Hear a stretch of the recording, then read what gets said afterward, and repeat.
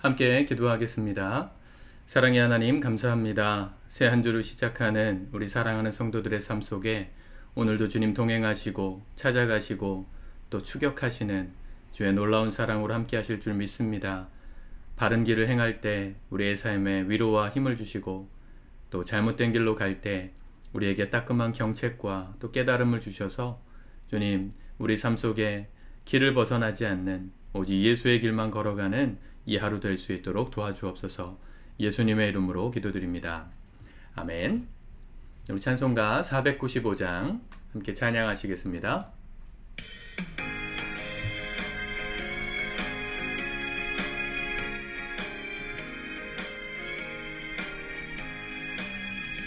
익은 곡식 거둘 자가 없는 이때에 누가 가서 거둘까? 내가 어찌 게으르게 앉아 있을까? 어서 가자 밭으로 보내주소서 보내주소서. 죄단 숯불 내 입술에 대니 어찌 주저할까? 주여 나를 보내주소서. 주가 두루 다니시며 일꾼 부르나 따르는 자 적도다.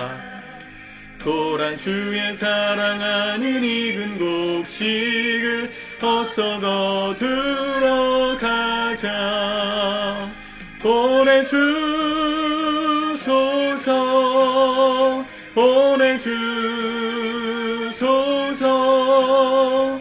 재단 숯불 내 입술에 대니 어찌 주저할까? 주여 나를 보내주소서.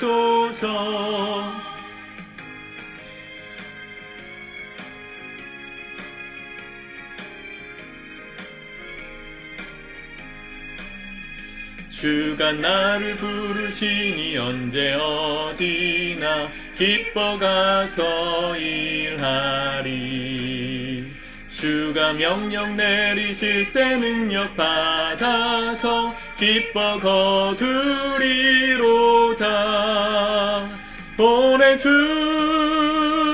보내주소서 보내주소서. 재단 숯불 내 입술에 대니 어찌 주저할까? 주여 나를 보내주소서. 아멘. 오늘 하나님 말씀은 시편 116편 말씀입니다. 우리 같이 먼저 읽고 묵상하겠습니다. 116편. 여호와께서 내 음성과 내 간구를 들으심으로 내가 그를 사랑하는도다. 그의 귀를 내게 기울이셨으므로 내가 평생에 기도하리로다. 사망의 줄이 나를 두르고 스올의 고통이 내게 이름으로 내가 환난과 슬픔을 만났을 때에 내가 여호와의 이름으로 기도하기를 여호와여 주께 구하오니 내 영혼을 건지소서 하였도다. 여호와는 은혜로우시며 의로우시며 우리 하나님은 긍휼이 많으시도다. 여호와께서는 순진한 자를 지키시나니 내가 어려울 때에 나를 구원하셨도다. 내 영혼아 네 평안함으로 돌아갈지어다. 여호와께서 너를 후대하심이로다. 주께서 내 영혼을 사망에서 내 눈을 눈물에서 내 발을 넘어짐에서 건지셨나이다. 내가 생명이 있는 땅에서 여호와 앞에 행하리로다. 내가 크게 고통을 당하였다고 말할 때에도 나는 믿었도다. 내가 놀라서 이르기를 모든 사람이 거짓말쟁이라 하였도다. 내게 주신 모든 은혜를 내가 여호와께 무엇으로 보답할까? 내가 구원의 잔을 들고 여호와의 이름을 부르며 여호와의 모든 백성 앞에서 나는 나의 서원을 여호와께 갚으리로다. 그의 경건한 자들의 죽음은 여호와께서 보시기에 귀중한 것이로다. 여호와여 나는 진실로 주의 종이요 주의 여종의 아들 곧 주의 종이라. 주께서 나의 결박을 푸셨나이다. 내가 주께 감사제를 드리고 여호와의 이름을 부르리이다. 내가 여호와께 서원한 것을 그의 모든 백성이 보는 앞에서 내가 지키리로다. 예루살렘아, 내 한가운데에서 곧 여호와의 성전들에서 지키리로다. 할렐루야. 아멘. 시편 116편은 누가 썼는지 모르는 익명의 시입니다. 분명한 것은 개인적인 상황 속에서 하나님의 구원과 또 도우심을 경험했던 그 간증들을 찬양하고 있죠. 요즘 우리가 주일마다 양육수료 간증 이렇게 나누고 있는데, 우리 하나님의 은혜를 깊이 경험하신, 또 경험하고 계신 우리 성도님들의 이야기들을 통해서 그들의 삶 속에 함께 하신 하나님의 은혜들을 들음으로 동시에 우리 삶 속에도 함께 하시고 또 은혜 주셨던 그 하나님, 또 은혜 주실 하나님, 그분에 대한 기대를 하게 되니까 참 특별한 시간이 되는 것 같아서 감사한 마음이 듭니다. 오늘 시인은 개인적인 상황 속에서, 특별히 고통 가운데서 자기가 어떻게 하나님의 은혜를 경험하고 누렸는지를 간증합니다.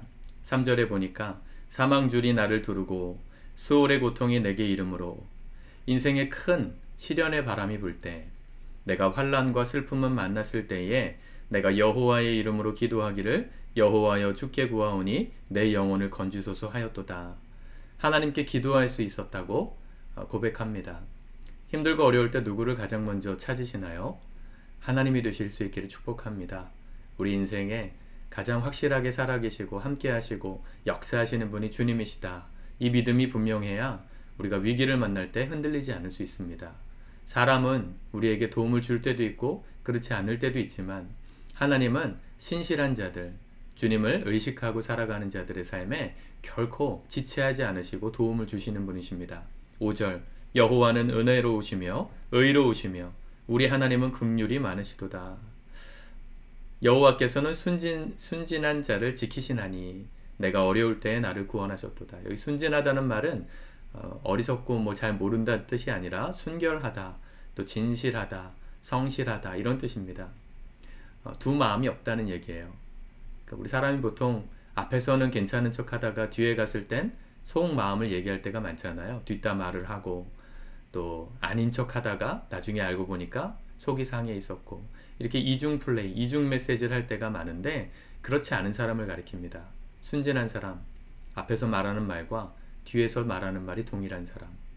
저희 아이가 감사하게도 저를 참 좋아하는데, 저희 아이가 저를 만날 때마다 또 볼 때마다 이렇게 교회에서 보시면 다 아시겠지만 저를 이렇게 안아줘요.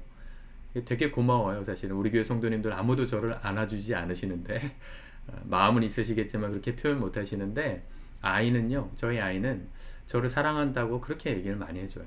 근데 아이가 그렇게 말하는 그 말이 뒤에서는 아닌데 앞에서만 그렇게 하는 말은 아니잖아요.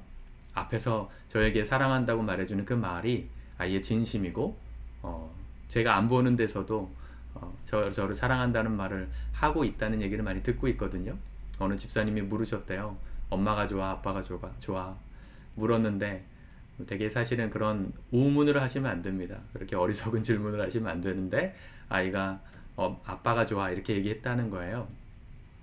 제가 보지 않은 데서도 아이의 마음은 동일하더라고요. 물론 안 그렇게 된 날이 있겠죠. 그런 날도 오겠죠.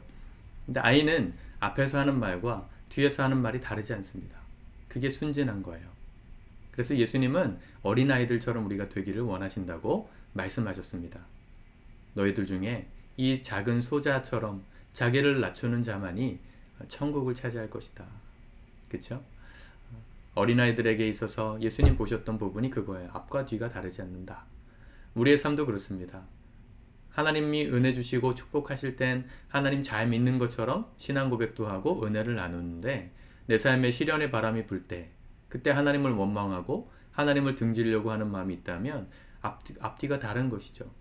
내 인생의 주인이 하나님이라고 고백은 하는데 정작 내가 살아가는 삶의 모습은 내가 주인인 것처럼 산다면 그게 순진한 사람이라고 말하기는 어려운 것이죠. 앞과 뒤가 다르잖아요. 우리는 의식적으로 이렇게 살려고 노력해야 합니다. 아이를 보면서 배우셔야 합니다. 하나님 왜 아이를 주셨는가? 저는 아이를 낳고 보니까 정말 많이 깨닫게 돼요. 아이를 낳지 않았다면, 기르지 않았다면, 키우지 않았다면 몰랐을 것 같은 인생의 그 깊이 있는 통찰, 깨달음. 하나님 왜 그래서 가정을 갖게 하시고 또 자녀를 낳게 하셨는가? 그게 복이라는 게 이제 조금씩 더 느껴지는 것 같습니다. 하나님은 그런 자들을 지켜주십니다. 8절, 주께서 내 영혼을 사망에서 내 눈을 눈물에서 내 발을 넘어짐에서 건지셨나이다. 내가 생명이 있는 땅에서 여호와 앞에 행하리로다. 하나님께서 우리의 삶을 지켜주시면 막을 자가 없습니다. 여러분들의 삶을 주께서 지켜주시기를 진심으로 바라요. 개인적으로는 얼마 전에 비 때문에 제 선배 목사님이 돌아가셨다는 이야기를 들은 것이 아직도 제 마음에 큰 여파, 울림이 되고 있어요. 안타깝기도 하고 하나님이 지켜주시지 않으시진 않으셨을 텐데 어떤 의미가 있을지 궁금하기도 하고 우리 성도님들의 삶에는 그런 불상사가 일어나지 않기를 더 많이 기도하는 요즘입니다. 저의 삶에도 물론이거니와 우리 성도님들의 삶에 갑작스러운 이별이 없기를 진심으로 바라요. 하나님이 지켜주셔야 가능합니다. 우리가 그 생명 있는 땅에서 하나님 보실 때 정직하고 의로운 땅에서 행할 때 그분이 우리 앞에서 지켜주심을 행하실 것이다. 12절 내게 주신 모든 은혜를 내가 여호와께 무엇으로 보답할까? 이 시인의 놀라운 점은 은혜를 주시고 내 삶의 어려움을 해결해 주신 그 하나님의 은혜를 잊지 않고 그 은혜에 대해서 감사를 표현한다는 것입니다. 우리의 삶의 기도 제목들은 참 많은데 언젠가도 제가 얘기했지만 감사의 기도의 제목들 가운데 응답하신 하나님, 그 하나님께 대한 감사는 우리가 너무 인색하지 않은가 싶습니다. 기도에 응답을 해주신 하나님께 그때는 감사하다고 말로는 하는데 우리가 하나님 앞에 무엇으로 보답할까? 이런 마음으로 살고 있는지 한번 돌아보게 되지 않으세요? 여러분들의 삶에 주신 은혜들에 여러분들은 어떻게 보답할까 생각하고 사십니까? 우리에게 그런 믿음이 있기를 축복합니다. 14절, 13절, 14절 보니까 내가 구원의 잔을 들고 여호와의 이름을 부르며 여호와의 모든 백성 앞에서 나는 나의 서원을 여호와께 갚으리로다. 18절에 똑같은 말씀을 하죠. 17절, 18절 내가 주께 감사제를 드리고 여호와의 이름을 부르리이다.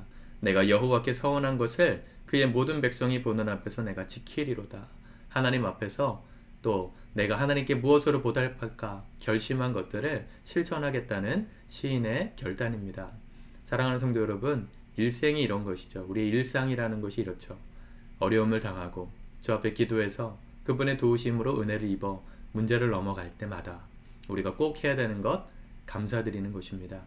여러분들의 인생 가운데 감사가 넘쳐나시길 바라요. 그 감사의 간증이 나누어질 때 읽기만 해도 은혜가 되는 오늘의 시편처럼, 듣기만 해도 은혜가 되는 우리 성도님들의 간증처럼 여러분들의 간증을 통하여 누군가도 하나님을 만나고 감동하여 주께로 돌아오는 축복의 통로로 쓰임 받으시리라 믿습니다. 기도합시다. 하나님 감사합니다. 이 하루도 주님 말씀대로 살기 원합니다. 시련의 바람이 불어올 때 주님의 이름을 부르며 우리 영혼을 구해달라고 기도할 때마다 주께서 우리를 지켜주실 줄 믿습니다. 주님 앞에서 행하는 것과 뒤에서 행하는 것이 다르지 않은 앞과 뒤가 똑같은 주님 앞에 순전한 사람들 다 되게 도와주시고 주님 주신 은혜들에 우리가 날마다 감사로 보답하며 표현하며 주님께 감사할 줄 아는 주의 감사하는 백성들 다 되게 도와주시옵소서. 예수님의 이름으로 기도드립니다. 아멘.